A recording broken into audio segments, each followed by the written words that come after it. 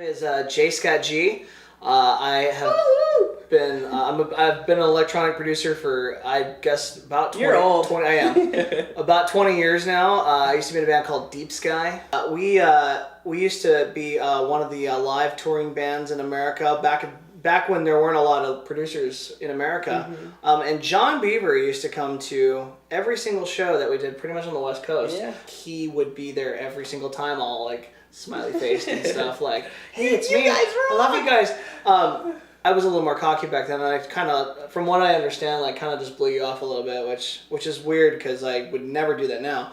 After like, I don't know, 10 or 15 shows, I think it was just at one point, it was an LA show, and I was just like, oh my God, this guy keeps showing up to these shows. It started to blow my mind that like he was like coming to all these shows. So I think we were having like a big house party the night after. It was like an Avalanche show or something. Yeah. And I invited him back to this house party we were having at this place called the Plantation. Oh boy. I think it was either that party or it was the party after that I like just gave you my entire vinyl collection. Yeah, that too. Yeah, you were like, I don't use vinyl anymore, and I was still spinning records at the time and stuff like that. So I like sent him home to San Francisco, like with literally like 2,000 or 3,000 records. Like, I literally gave him my entire vinyl collection and sent him home, and he was like, you didn't even really believe it. You were like, you're like, I'm gonna give these back to you one day, right? I'm like, no, you just take it. So that was kind of like how John and I met. He was one of our fan.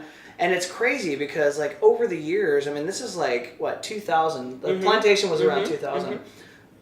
I mean, it's 2014 now. Yeah. And that's like 15 years that have gone by. Totally. And you have basically built for yourself this empire. I mean, I was the inspiration from the beginning, but you never once like said, "Hey man, can you hook me up with this contact or that contact?" You went out and built this all for yourself. Nothing but love. And I always love that about you. Aw, thanks. But it's I respect it.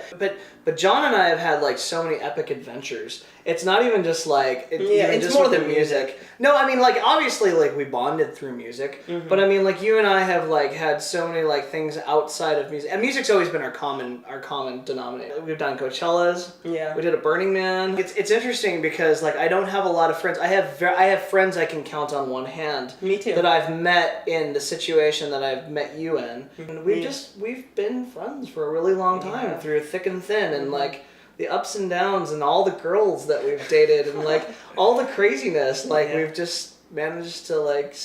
This is forever, bro. It is. It's forever. And it's made us who we are, you know? It is, every event that has happened in our life and every good or bad thing has shaped us who we are as people, you know? Yeah, for sure. And it's life experiences, and you've shared yours with mine and with me, and I've shared mine with you, and we've learned from each other and learned from each other's mistakes. And like when I heard that you were doing Coachella, like you know, it's so funny because I want to play Coachella too, and I think that one day I will. Lifelong dream, man. But like it was like when I heard that you were playing Coachella, my first emotion that came into my head was like, oh my God, fuck yeah.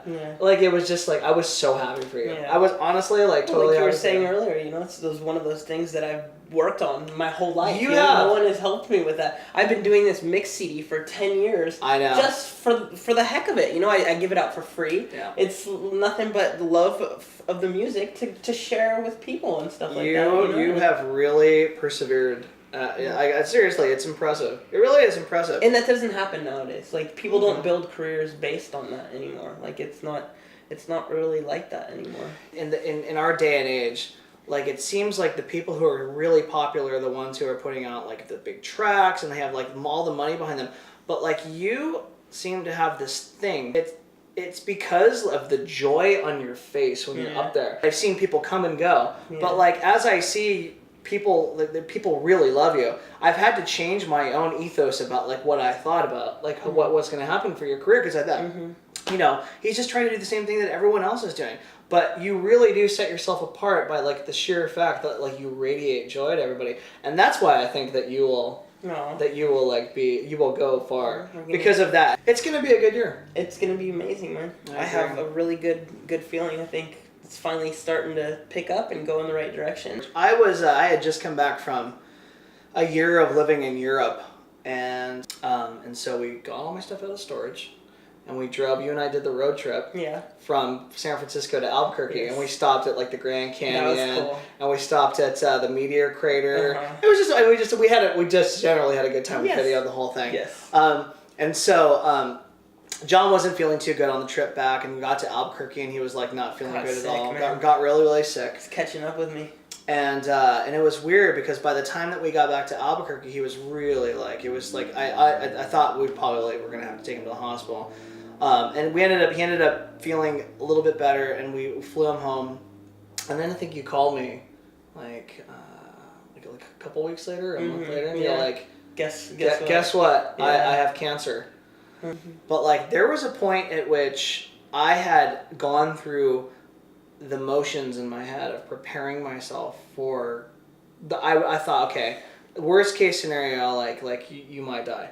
Like I literally, the doctors told me. But you have to understand, like I literally went through the motions. I did the crying. Yeah. I went through because I bought the casket. You bought the I ordered the flowers. Totally. I was picked out the suit. I was talking about cremation. Yeah. Already figuring out what we're gonna do with your ashes. No, but like honestly, like I had to prepare myself like mentally by going through the motions of it beforehand to like if he dies, I did the crying beforehand, so if something were to happen I could like deal with it better. But that was my process because I've never really had death close to me before, and I've never really had I don't have the tools to deal with it because I don't know what that's like.